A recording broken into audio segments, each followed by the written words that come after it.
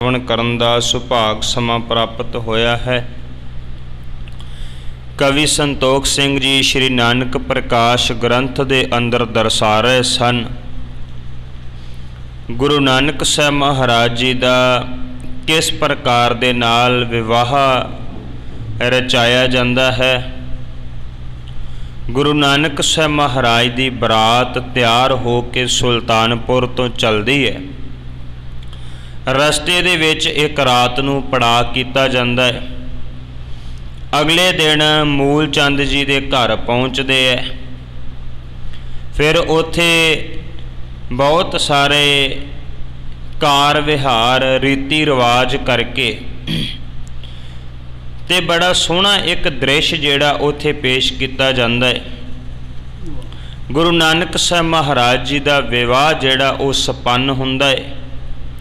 मात सुलखणी जी गुरु नानक साहब महाराज ते फिर उस विआह तो बाद वापस सुल्तानपुर लोधी वाले पासे नूं आउंदे है।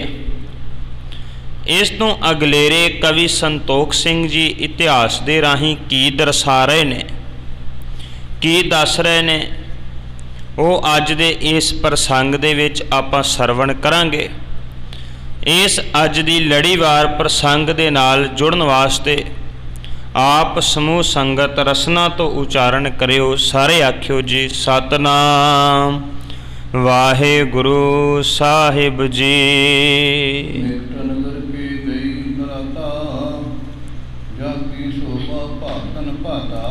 कवि संतोख सिंह कहते ने कि गुरु नानक साहब महाराज जी का विवाह होने तो उपरंत बरात जिहड़ी है वो वापस आ रही है। सुल्तानपुर दे नेड़े पहुँच गई ते ओदी शोभा जिहड़ी सी वो बहुत सोहनी हो रही सी। वडियाई जिहड़ी है बहुत ज़्यादा हो रही सी।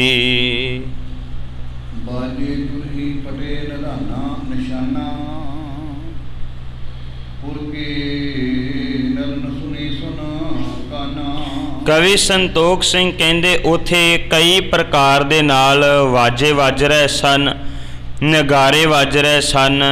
लोग जिहड़े सन इस आवाज़ नूं सुनदे पे सन ते नगर दे विच बहुत ज़्यादा जिहड़ी शोभा हो रही सी।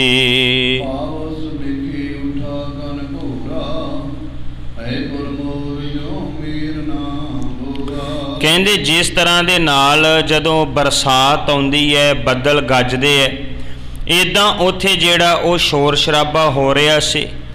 जिद्दां बदलां नूं वेख के मोर खुश हुंदे है, पैलां पाउंदे है, इदां बरात वल वेख के लोग जिहड़े सन वो प्रसन्न हो रहे सी, खुश हो रहे सन।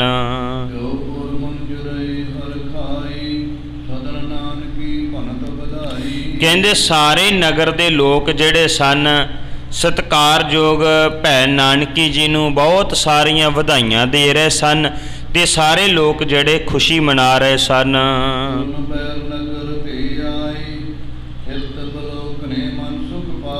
कहंदे सारे नगर दे लोग सुल्तानपुर लोधी दे जिहड़े वासी सी बरात नूं वेखण वास्ते नगर तो बाहर आ गए हन ते बहुत ज़्यादा खुश हो रहे हन।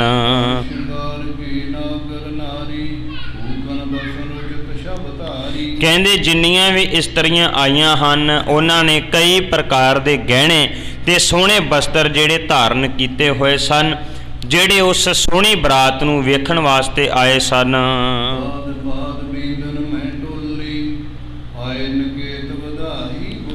कहंदे सारे पिंड दे लोग टोलियां बना बना के आ रहे सी ते आण के सत्कारयोग गुरु नानक साहब महाराज जी दे वड्डे भैन बेबे नानकी जी नूं वधाइयां दे रहे सन।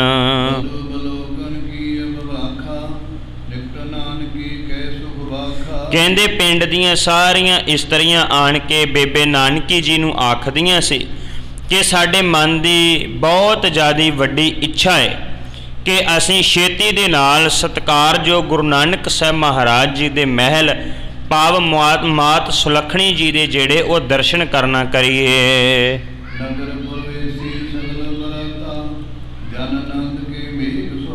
कहंदे बरात सहजे सहजे पिंड दे विच अंदर आण के दाखिल हो गई ते लोग जिहड़े सन वो बहुत ज़्यादा खुश नज़र आ रहे सन।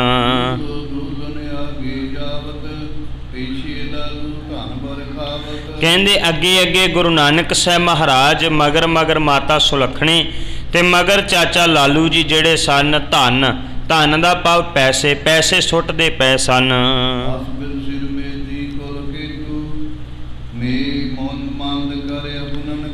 ਕਹਿੰਦੇ ਬੇਦੀ ਕੁਲ ਦੇ ਸ਼੍ਰੇਸ਼ਟ ਸਾਹਿਬ ਸਤਿਗੁਰੂ ਗੁਰੂ ਨਾਨਕ ਸਾਹਿਬ ਮਹਾਰਾਜ ਹੌਲੀ ਹੌਲੀ ਆਪਣੇ ਘਰ ਵਾਲੇ ਪਾਸੇ ਨੂੰ ਤੁਰੇ ਜਾ ਰਹੇ ਸਨ।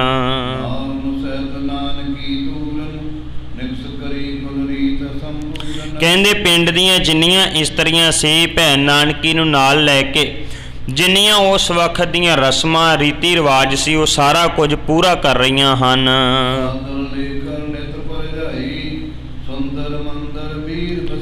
ਕਹਿੰਦੇ ਨਾਨਕੀ ਜੀ ਨੇ ਆਪਣੀ ਭਰਜਾਈ ਭਾਵ ਮਾਤਾ ਸੁਲੱਖਣੀ ਜੀ ਨੂੰ ਬੜੇ ਆਦਰ ਦੇ ਨਾਲ ਲਿਆ ਹੈ ਤੇ ਜਾ ਕੇ ਆਪਣੇ ਘਰ ਦੇ ਵਿੱਚ ਬਿਠਾਇਆ ਹੈ।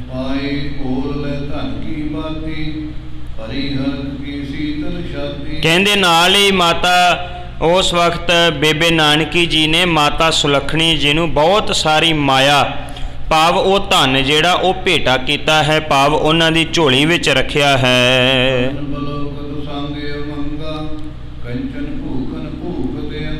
ਕਹਿੰਦੇ ਕਿ ਨਾਨਕੀ ਜੀ ਬਹੁਤ ਜ਼ਿਆਦਾ ਪ੍ਰਸੰਨ ਸੀ ਤੇ ਬੜੇ ਖੁਸ਼ ਹੋ ਕੇ ਗੁਰੂ ਨਾਨਕ ਸਾਹਿਬ ਮਹਾਰਾਜ ਜੀ ਦੇ ਮਹਿਲ ਭਾਵ ਆਪਣੇ ਭਰਜਾਈ ਮਾਤਾ ਸੁਲੱਖਣੀ ਜੀ ਨੂੰ ਦੇਖ ਰਹੇ ਸਨ।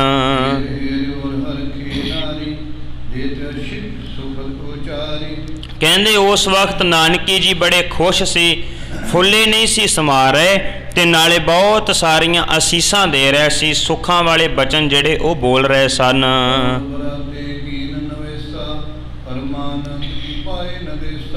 ਕਹਿੰਦੇ ਫਿਰ ਪਰਮਾਨੰਦ ਜੀ ਨੇ ਆਗਿਆ ਕੀਤੀ, ਸਾਰੀ ਬਰਾਤ ਨੂੰ ਕਿਹਾ ਕਿ ਹੁਣ ਤੁਸੀਂ ਸਾਰੇ ਜਿਹੜੇ ਆ ਉਹ ਆਰਾਮ ਕਰਨਾ ਕਰੋ।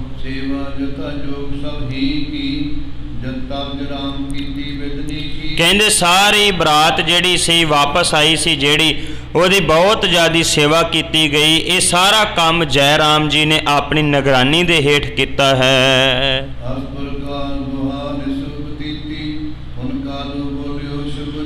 ਕਹਿੰਦੇ ਬਰਾਤ ਆਈ ਨੂੰ 2 ਰਾਤਾਂ ਜਿਹੜੀਆਂ ਸਨ ਉਹ ਬਤੀਤ ਹੋ ਗਈਆਂ। ਫਿਰ ਇੱਕ ਦਿਨ ਮਹਿਤਾ ਕਾਲੂ ਜੀ ਜਿਹੜੇ ਸਨ ਆਪਣੀ ਰਸਨਾ ਤੋਂ ਬੋਲਦੇ ਹਨ।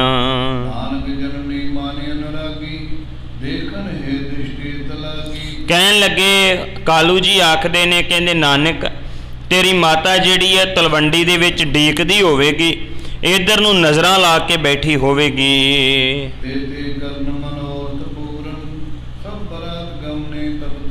ਕਹਿਣ ਲੱਗੇ ਕਿ ਚਲੋ ਹੁਣ ਆਪਾਂ ਜਿਹੜਾ ਏ ਤੇਰੀ ਮਾਤਾ ਦੀ ਇੱਛਾ ਪੂਰੀ ਕਰਨ ਵਾਸਤੇ ਆਪਾਂ ਸਾਰੇ ਤਲਵੰਡੀ ਦੇ ਵਿੱਚ ਛੇਤੀ ਛੇਤੀ ਜਾਣਾ ਕਰੀਏ। ਕਹਿੰਦੇ ਨਾਲੇ ਗੁਰੂ ਨਾਨਕ ਸਾਹਿਬ ਮਹਾਰਾਜ ਜੀ ਦੇ ਮਹਿਲ ਮਾਤਾ ਸੁਲੱਖਣੀ ਜੀ ਜਾ ਕੇ ਸਤਿਕਾਰਯੋਗ ਮਾਤਾ ਤ੍ਰਿਪਤਾ ਜੀ ਨੂੰ ਜਿਹੜਾ ਉਹ ਮਿਲ ਲੈਣਗੇ ਤੇ ਬਹੁਤ ਜ਼ਿਆਦਾ ਜਿਹੜੇ ਉਹ ਖੁਸ਼ ਹੋਣਗੇ। ਕਹਿੰਦੇ ਨਾਲੇ ਰਾਏ ਬੁਲਾਰ ਜਿਹੜੇ ਸਨ ਉਹ ਵੀ ਦਿਨ ਰਾਤ ਦਰਸ਼ਨਾਂ ਦੀ ਤਾਂਘ ਲੈ ਕੇ ਬੈਠੇ ਹੋਏ ਨੇ, ਉਹ ਵੀ ਜਿਹੜੇ ਆ ਉਹ ਵੀ ਆਪ ਜੀ ਦੇ ਦਰਸ਼ਨ ਕਰ ਲੈਣਗੇ। ਕਹਿੰਦੇ ਕਿ ਜਦੋਂ ਮੈਂ ਆਉਣ ਲੱਗਾ ਸੀ ਉਦੋਂ ਵੀ ਆਖਿਆ ਸੀ ਰਾਏ ਬੁਲਾਰ ਜੀ ਨੇ ਕਿ ਛੇਤੀ ਦੇ ਨਾਲ ਨਾਨਕ ਨੂੰ ਲੈ ਕੇ ਆਇਓ, ਮੈਂ ਉਹਨਾਂ ਦੇ ਦਰਸ਼ਨ ਕਰਨੇ ਹਨ।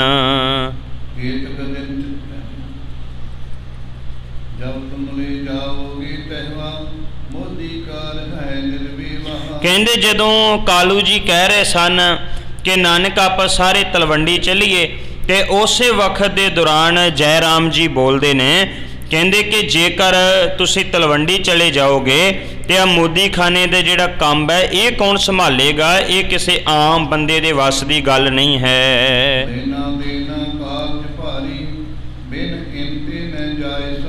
ਕਹਿੰਦੇ ਲੈਣ ਦੇਣ ਦਾ ਕੰਮ ਜਿਹੜਾ ਹੈ ਨਾ ਇਹ ਬੜਾ ਔਖਾ ਹੈ ਤੇ ਇਹ ਜਿਹੜਾ ਔਖਾ ਕੰਮ ਹੈ ਇਹ ਤੁਹਾਡੇ ਤੋਂ ਬਿਨਾਂ ਹੋਰ ਕੋਈ ਵੀ ਨਹੀਂ ਕਰ ਸਕਦਾ। ਉਸ ਵਕਤ ਇਸ ਤਰ੍ਹਾਂ ਦੇ ਨਾਲ ਜਦੋਂ ਕਾਲੂ ਜੀ ਤਲਵੰਡੀ ਜਾਣ ਵਾਸਤੇ ਕਹਿੰਦੇ ਆ ਤੇ ਜੈ ਰਾਮ ਜੀ ਜਿਹੜੇ ਹਨ ਉਹ ਇਸ ਪ੍ਰਕਾਰ ਦੇ ਨਾਲ ਕਹਿੰਦੇ ਵੀ ਤੁਹਾਡੇ ਤੋਂ ਬਿਨਾਂ ਇਸ ਮੋਦੀ ਖਾਨੇ ਦਾ ਕੰਮ ਕੌਣ ਚਲਾਵੇਗਾ।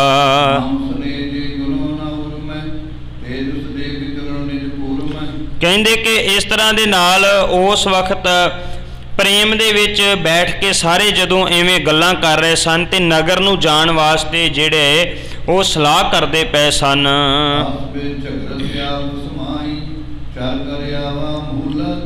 ਕਹਿੰਦੇ ਉਸ ਵਕਤ ਮੂਲ ਚੰਦ ਜੀ ਜਿਹੜੇ ਗੁਰੂ ਨਾਨਕ ਸਾਹਿਬ ਮਹਾਰਾਜ ਜੀ ਦੇ ਸਹੁਰਾ ਜੀ ਸਨ, ਕਹਿੰਦੇ ਉਹ ਵੀ ਉੱਥੇ ਆਣ ਕੇ ਪਹੁੰਚ ਜਾਂਦੇ ਆ ਤੇ ਉਹ ਸਾਰੀ ਵਿਚਾਰ ਨੂੰ ਸੁਣਦੇ ਆ। ਕਾਲੂ ਜੀ ਕਹਿ ਰਹੇ ਨੇ ਕਿ ਤਲਵੰਡੀ ਜਾਣਾ ਹੈ, ਜੈ ਰਾਮ ਕਹਿੰਦੇ ਕਿ ਕੰਮ ਕੌਣ ਚਲਾਏਗਾ। ਇਹ ਸਾਰੀ ਵਿਚਾਰ ਜਿਹੜੀ ਆ ਉਹ ਆਪਣੇ ਕੰਨਾਂ ਦੇ ਨਾਲ ਸੁਣ ਲੈਂਦੇ ਹਨ।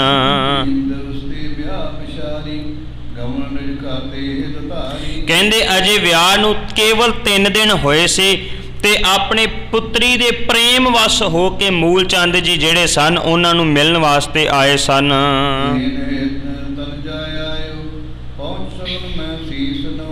ਕਹਿੰਦੇ ਕਿ ਆਪਣੀ ਪੁੱਤਰੀ ਨੂੰ ਲੈਣ ਵਾਸਤੇ ਆਏ ਸੀ। ਆਉਂਦਿਆਂ ਸਾਰੀ ਉਹਨਾਂ ਨੇ ਸਾਰਿਆਂ ਨੂੰ ਪ੍ਰਣਾਮ ਕੀਤੀ ਹੈ ਤੇ ਮੂਲ ਚੰਦ ਜੀ ਸਾਰਿਆਂ ਦੇ ਵਿਚਕਾਰ ਆਣ ਕੇ ਜਿਹੜਾ ਉਹ ਬੈਠ ਜਾਂਦੇ ਹਨ।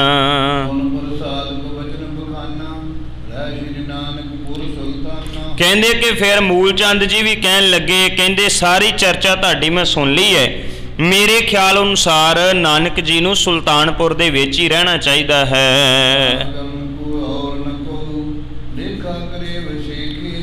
ਕਹਿੰਦੇ ਕਿਉਂਕਿ ਮੋਦੀ ਖਾਨੇ ਦਾ ਜਿੰਨਾ ਵੱਡਾ ਕੰਮ ਹੈ ਇਹ ਕੰਮ ਕੋਈ ਹੋਰ ਬੰਦਾ ਕਰ ਨਹੀਂ ਸਕਦਾ, ਹਿਸਾਬ ਕਿਤਾਬ ਬੜਾ ਵੱਡਾ ਹੈ, ਇਹ ਕੋਈ ਹੋਰ ਬੰਦਾ ਨਹੀਂ ਰੱਖ ਸਕਦਾ, ਇਹ ਕੇਵਲ ਗੁਰੂ ਨਾਨਕ ਸਾਹਿਬ ਹੀ ਕਰ ਸਕਦੇ ਹਨ।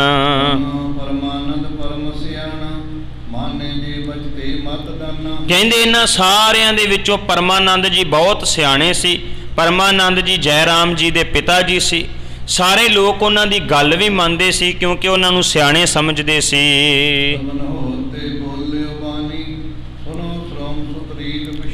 ਫਿਰ ਪਰਮਾਨੰਦ ਜੀ ਬੋਲਦੇ ਐ, ਫਿਰ ਬੇਨਤੀ ਕਰਾਂ ਪਹਿਲਾਂ ਕਾਲੂ ਜੀ ਕਹਿੰਦੇ ਵੀ ਹੁਣ ਸੁਲਤਾਨਪੁਰ ਤੋਂ ਤਲਵੰਡੀ ਚੱਲੀਏ। ਜੈ ਰਾਮ ਜੀ ਕਹਿੰਦੇ ਵੀ ਤਲਵੰਡੀ ਚਲੇ ਗਏ ਮੋਦੀ ਖਾਨਾ ਕੌਣ ਚਲਾਊਗਾ। ਇਹੀ ਗੱਲ ਮੂਲ ਚੰਦ ਕਹਿਣ ਲੱਗੇ ਕਿ ਮਗਰੋਂ ਇੱਥੋਂ ਕੰਮ ਕੌਣ ਕਰੇਗਾ।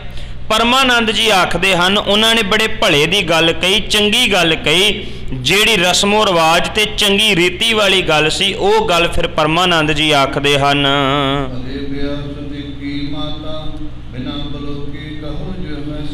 ਪਰਮਾਨੰਦ ਕਹਿਣ ਲੱਗੇ, ਕਹਿੰਦੇ ਮਾਂ ਦਾ ਇੱਕੋ ਇੱਕ ਇਲੌਕਤਾ ਪੁੱਤਰ ਹੈ ਤੇ ਉਸ ਪੁੱਤਰ ਦਾ ਜਦੋਂ ਵਿਆਹ ਹੋਇਆ ਹੈ ਤੇ ਮਾਂ ਨੂੰ ਅਜੇ ਪੁੱਤਰ ਮਿਲਿਆ ਨਹੀਂ ਤੇ ਮਾਂ ਨੂੰ ਸ਼ਾਂਤੀ ਕਿਵੇਂ ਆਏਗੀ, ਟਿਕਾ ਕਿਵੇਂ ਆਵੇਗਾ।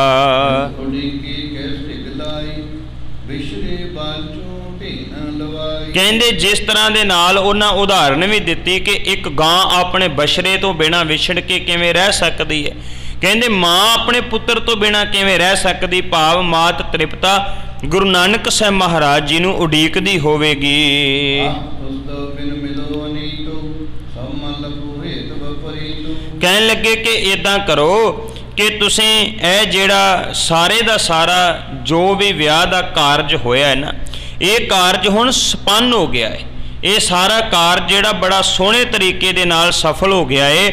ਹੁਣ ਤੁਹਾਡੀ ਇੱਛਾ ਹੈ ਤੁਸੀਂ ਥੋੜੇ ਸਮੇਂ ਵਾਸਤੇ ਮਾਤਾ ਕੋਲ ਜਾਣਾ ਹੈ ਤੇ ਜਾ ਸਕਦੇ ਹੋ।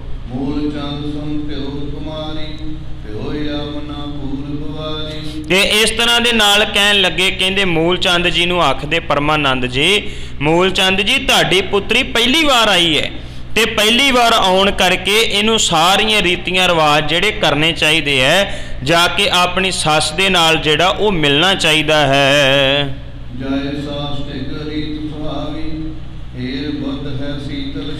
ਕਹਿੰਦੇ ਨਾਲੇ ਮਾਤ ਤ੍ਰਿਪਤਾ ਆਪਣੀ ਨੂੰਹ ਨੂੰ ਵੇਖ ਲਵੇਗੀ ਤੇ ਨੂੰਹ ਨੂੰ ਵੇਖਣ ਤੋਂ ਬਾਅਦ ਜਿਹੜੀ ਠੰਡ ਮਾਂ ਨੂੰ ਪੈਣੀ ਹੈ ਨਾ ਉਹ ਮਾਂ ਹੀ ਜਾਣ ਸਕਦੀ ਹੈ। ਇਸ ਕਰਕੇ ਮਾਂ ਦੇ ਮੱਥੇ ਲੱਗਣਾ ਜਿਹੜਾ ਉਹ ਅਤੀ ਜ਼ਰੂਰੀ ਹੈ।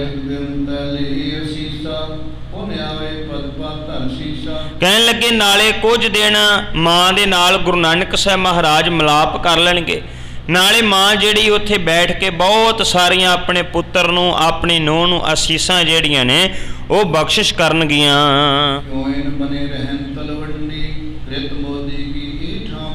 ਕਹਿਣ ਲੱਗੇ ਇਸ ਕਰਕੇ ਮੋਦੀ ਖਾਨਾ ਭਾਵੇਂ ਸੁਲਤਾਨਪੁਰ ਵਿੱਚ ਚੱਲਦਾ ਏ ਪਰ ਗੁਰੂ ਨਾਨਕ ਸਾਹਿਬ ਮਹਾਰਾਜ ਇੱਕ ਵਾਰ ਤਲਵੰਡੀ ਜਿਹੜਾ ਉਹ ਜਾਉਣ, ਉੱਥੇ ਰਹਿਣਾ ਹੈ ਨਹੀਂ ਰਹਿਣਾ ਇਹ ਫਿਰ ਅਗਲੀ ਗੱਲ ਹੋਵੇਗੀ। ਇੱਕ ਵਾਰ ਜਾਣਾ ਜਿਹੜਾ ਉਹ ਜ਼ਰੂਰ ਚਾਹੀਦਾ ਹੈ।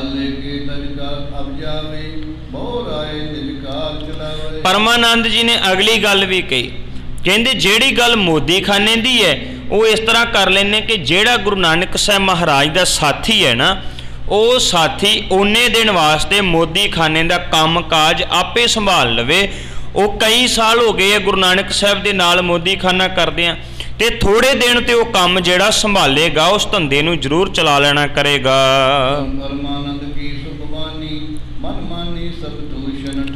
जदों परमानंद जी ने यह गल कही सारे जाने चुप कर गए, क्योंकि परमानंद जी की गल जिहड़ी बिल्कुल दुरुस्त सी, ठीक सी।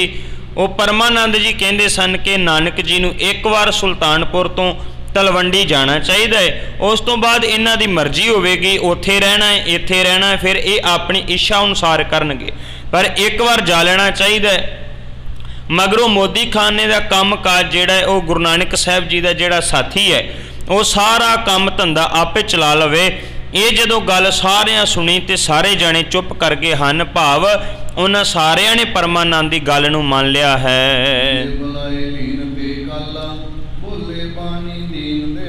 गुरु नानक साहब महाराज जिहड़े दुखियां दे दुख दूर करन वाले सन, सतगुरु गुरु नानक साहब महाराज जी ने फिर अपने साथी नूं उस वक्त अपने कोल बुलाउणा कीता है।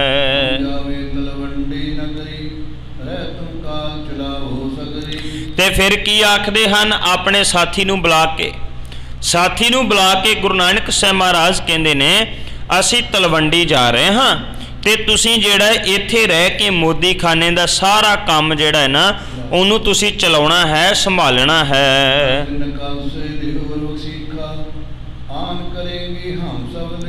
कहन लगे कि किसी प्रकार का कोई शक नहीं करना, बेझिझक हो के जिहड़ा खर्चा करना पवे वो भी कर लेना है, हिसाब किताब जिहड़ा वो आपे रख लेना है, ते जिहड़ा हिसाब किताब होएगा गुरु नानक साहब महाराज कहंदे वो असीं आण के आपे वेख लवांगे। तुसीं जिहड़ा ये सारा जिहड़ा हिसाब किताब उहनूं करी जाना है, लिखी जाना है, जो सिट्टा निकलेगा वो असीं आपे आण के वेख लवांगे।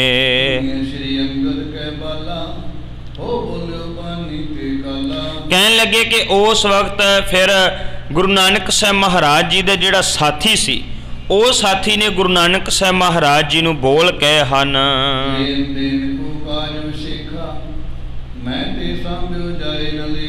साथी कहन लगे हाथ जोड़ के कहंदा गुरु नानक साहब महाराज जी नूं, महाराज काम बहुत वड्डा है, मेरे कोलों इन्ना वड्डा काम चुक्या नहीं जाना, क्योंकि खर्चा बहुत है, ਉਹਦਾ ਜਿਹੜਾ ਹਿਸਾਬ किताब बहुत वड्डा है, मेरे वास की गल नहीं कि मैं इन्ना वड्डा हिसाब किताब ਜਿਹੜਾ अपने कोल रख सकां।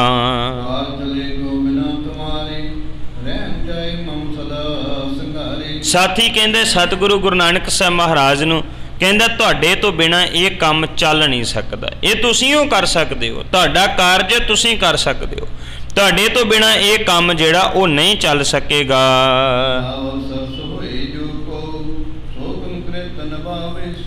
ते ओ साथी कहंदा मैं तुहाडे नाल रहना चाहुंदा हाँ, हर वेले तुहाडे नाल रहना चाहुंदा हाँ, फिर तुहाडे नाल रह के हर तरह की ड्यूटी जिहड़ी है वो मैं निभा सकदा हाँ।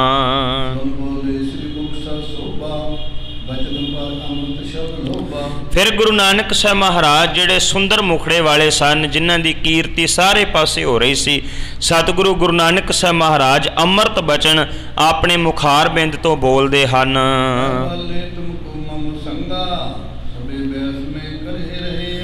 गुरु नानक साहब महाराज की कहते ने अपने प्यारे साथी नूं कहते ने मैं सदा तेरे नाल रवांगा, मैं सदा तेरा साथ दवांगा, इस करके मैनू कदे भी अपने तो वखरा ना समझी, मैं हर वक्त तेरा साथी बन के रवांगा।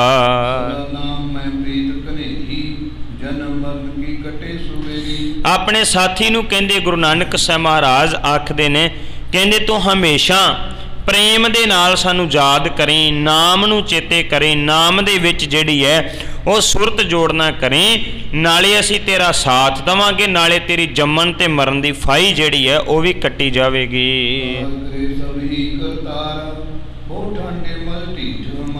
कहन लगे कि जदों तू परमेश्वर नू याद करेंगा, मालक नू याद करेंगा, ये सारे काम मालक ने आपे कर देने हैं, सारे कारज जिहड़े मालक ने आपे सवार देने हैं, ਤੂੰ ਕੇਵਲ ਮੋਦੀ ਖਾਨੇ ਵਿੱਚ ਖੜਾ ਨਜ਼ਰ ਆਵੇਂਗਾ, ਕਰਨ ਵਾਲਾ ਜਿਹੜਾ ਪਰਮਾਤਮਾ ਆਪ ਹੋਵੇਗਾ।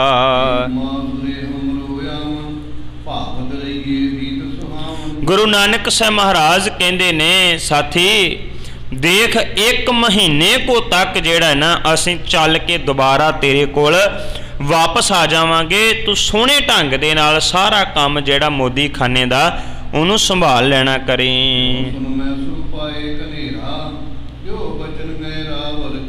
ਜਦੋਂ ਇਹ ਬਚਨ ਕਹਿ ਸਤਿਗੁਰੂ ਗੁਰੂ ਨਾਨਕ ਸਾਹਿਬ ਮਹਾਰਾਜ ਨੇ, ਪਿਆਰੇ ਸਾਥੀ ਨੇ ਹੱਥ ਜੋੜੇ ਤੇ ਹੱਥ ਜੋੜ ਕੇ ਕਿਹਾ ਵੀ ਮੈਂ ਆਪ ਜੀ ਦਾ ਸੇਵਕ ਹਾਂ, ਆਪ ਜੀ ਦਾ ਚੇਲਾ ਹਾਂ, ਜਿਵੇਂ ਆਪ ਹੁਕਮ ਕਰੋਗੇ ਉਵੇਂ ਕਰਾਂਗਾ।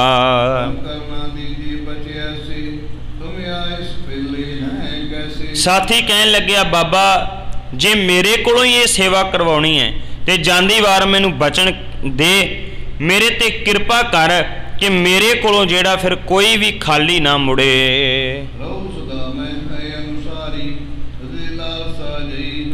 ਕਹਿੰਦੇ ਮੈਂ ਹਮੇਸ਼ਾ ਆਪ ਜੀ ਦਾ ਆਗਿਆਕਾਰੀ ਬਣ ਕੇ ਜਿਹੜਾ ਨਾ ਉਹ ਰਹਿਣਾ ਕਰਾਂ, ਆਪ ਜੀ ਦੀ ਆਗਿਆ ਤੋਂ ਮੈਂ ਕਦੇ ਵੀ ਬਾਹਰ ਨਾ ਹੋਵਾਂ, ਆਪ ਜੀ ਦੇ ਭਾਣੇ ਦੇ ਵਿੱਚ ਰਹਿ ਕੇ ਮੈਂ ਇਹ ਸੇਵਾ ਨੂੰ, ਇਸ ਡਿਊਟੀ ਨੂੰ ਨਿਭਾ ਸਕਾਂ। ਪਿਆਰੇ ਸਾਥੀ ਦੀ ਗੱਲ ਸੁਣ ਕੇ ਗੁਰੂ ਨਾਨਕ ਸਾਹਿਬ ਮਹਾਰਾਜ ਪ੍ਰੇਮ ਦੇ ਵਿੱਚ ਆਣ ਕੇ ਆਖਦੇ ਨੇ, ਬੋਲਦੇ ਨੇ, ਕਹਿੰਦੇ ਤੇਰਾ ਮਨ ਜਿਹੜਾ ਹੈ ਹਮੇਸ਼ਾ ਪ੍ਰਮਾਤਮਾ ਦੇ ਚਰਨਾਂ ਵਿੱਚ ਜੁੜਿਆ ਰਵੇ।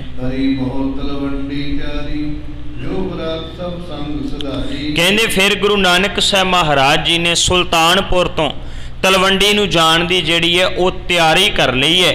ਨਾਲ ਜਿੰਨੇ ਵੀ ਬਰਾਤੀ, ਜਿੰਨੇ ਬਰਾਤ ਦੇ ਨਾਲ ਗਏ ਸੀ ਸੰਗੇ ਸਾਥੀ, ਉਹ ਵੀ ਸਾਰੇ ਜਿਹੜੇ ਸਨ ਉਹ ਤਲਵੰਡੀ ਨੂੰ ਜਾਣ ਵਾਸਤੇ ਤਿਆਰ ਹੋਏ ਹਨ।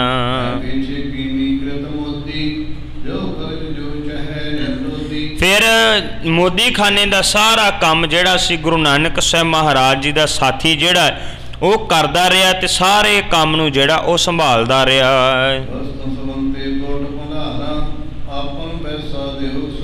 ਕਵੀ ਸੰਤੋਖ ਸਿੰਘ ਕਹਿੰਦੇ ਨੇ ਬੈਠ ਕੇ ਉਹ ਸਾਰਾ ਕੰਮ ਜਿਹੜਾ ਚਲਾਉਂਦਾ ਰਿਹਾ, ਹਿਸਾਬ ਕਿਤਾਬ ਕਰਦਾ ਰਿਹਾ ਤੇ ਮਾਲਕ ਦੀ ਕਿਰਪਾ ਵਰਤਦੀ ਰਹੀ ਕਿ ਸਾਰੇ ਭੰਡਾਰੇ ਜਿਹੜੇ ਸਨ ਉਹ ਪੂਰੇ ਹੁੰਦੇ ਰਹੇ।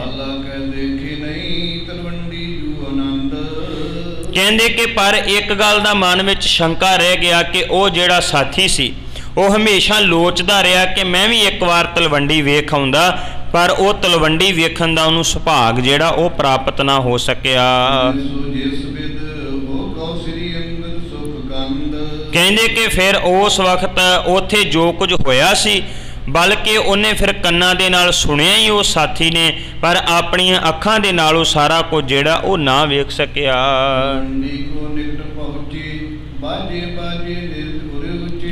ਕਹਿੰਦੇ ਸੁਲਤਾਨਪੁਰ ਤੋਂ ਚੱਲ ਕੇ ਗੁਰੂ ਨਾਨਕ ਸਾਹਿਬ ਮਹਾਰਾਜ ਬਰਾਤ ਸਮੇਤ ਜਿਹੜਾ ਉਹ ਤਲਵੰਡੀ ਨੂੰ ਜਾਂਦੇ ਹਨ, ਨੇੜੇ ਪਹੁੰਚ ਜਾਂਦੇ ਹਨ। ਉੱਚੀ ਉੱਚੀ ਜਿਹੜੇ ਉਹ ਵਾਜੇ ਵੱਜ ਰਹੇ ਸਨ ਤੇ ਬੜੀ ਉੱਥੇ ਸ਼ੋਭਾ ਜਿਹੜੀ ਆ ਹੁੰਦੀ ਪਈ ਸੀ।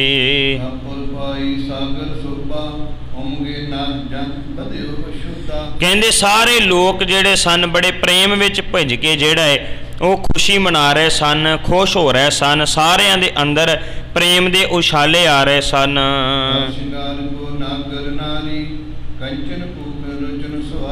ਕਹਿੰਦੇ ਬਰਾਤ ਦਾ ਸਵਾਗਤ ਕਰਨ ਵਾਸਤੇ, ਬਰਾਤ ਨੂੰ ਵੇਖਣ ਵਾਸਤੇ ਤਲਵੰਡੀ ਦੀਆਂ ਇਸਤਰੀਆਂ ਜਿਹੜੀਆਂ ਸਨ ਆਪਣੇ ਤਨ ਤੇ ਸੁੰਦਰ ਕੱਪੜੇ ਪਹਿਨ ਕੇ, ਕਈ ਪ੍ਰਕਾਰ ਦੇ ਹਾਰ ਸ਼ਿੰਗਾਰ ਕਰਕੇ ਨਗਰ ਤੋਂ ਬਾਹਰ ਆਣ ਕੇ ਉਹ ਵੇਖਣ ਵਾਸਤੇ ਆਈਆਂ ਹਨ।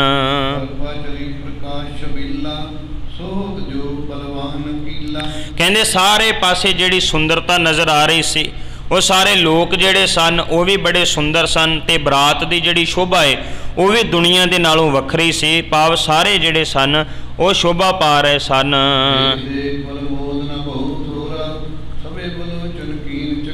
ਕਹਿੰਦੇ ਜਿਸ ਤਰ੍ਹਾਂ ਦੇ ਨਾਲ ਚਕੋਰ ਜਿਹੜੀ ਹੈ ਚੰਦਰਮੇ ਵੱਲ ਵੇਖ ਕੇ ਪ੍ਰਸੰਨ ਹੁੰਦੀ ਹੈ, ਇੱਦਾਂ ਸਾਰੇ ਤਲਵੰਡੀ ਦੇ ਲੋਕ ਜਿਹੜੇ ਸਨ ਗੁਰੂ ਨਾਨਕ ਸਾਹਿਬ ਮਹਾਰਾਜ ਵੱਲ ਵੇਖ ਕੇ ਪ੍ਰਸੰਨ ਹੋ ਰਹੇ ਸਨ।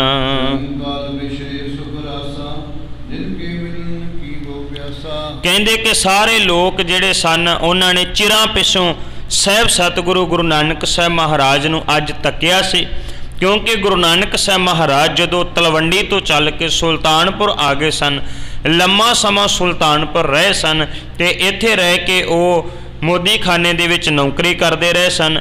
तो इदां करके हुण बरात दे नाल गुरु नानक साहब महाराज काफ़ी लंबे समय बाद तलवंडी मुड़े सी। अज जदों तलवंडी दे लोकां ने गुरु नानक साहब महाराज नूं तक्किया है, वो बड़े प्रसन्न हो रहे सी। फिर अगे उत्थे की कुछ होवेगा कवि संतोख सिंह जो समझाउणगे आपां आउण वाले